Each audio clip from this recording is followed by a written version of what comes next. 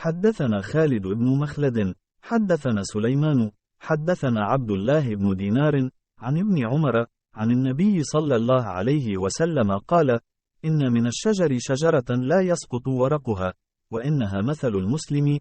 حدثني ما هي؟ قال: فوقع الناس في شجر البواد. قال عبد الله: فوقع في نفسي أنها النخلة. ثم قالوا: حدثنا ما هي يا رسول الله؟ قال: هي النخلة.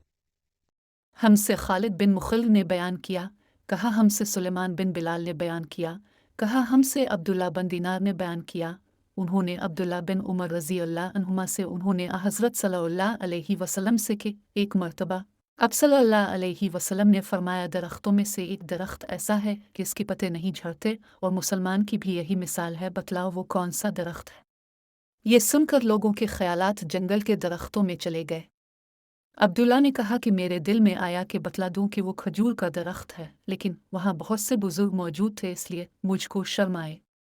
आखिर सहाबा ने अर्ज़ किया, आ रसूल अल्लाह, आप ही बयान फरमा दीजिए।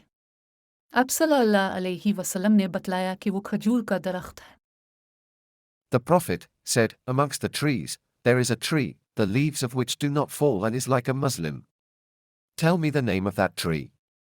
Everybody started thinking about the trees of the desert areas. And I thought of the date palm tree. The others then asked, please inform us what is that tree, O Allah's Messenger. He replied, it is the date palm tree. Kiji.